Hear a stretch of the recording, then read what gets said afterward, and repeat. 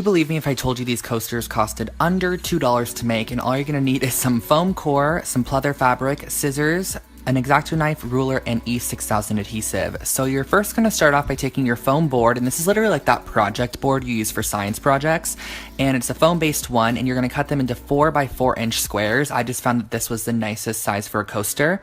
And then I used this pleather fabric I found at Joann's on sale for $1 for a quarter yard of it, and I just cut out with about an inch around each edge. I did it very roughly, and I E6000 adhesived the foam down to the backing and then cut off the corners like I'm doing here. So basically you're going to want a tiny bit exposed on the corner like I'm showing, because when you fold it over like this, you want that corner to be pointed and you don't want it to be showing the foam core board. All I'm going to do after that is take the E6000, glue it down, and then press a book on top of it so that it keeps the weight on there, and just let it dry for a few hours.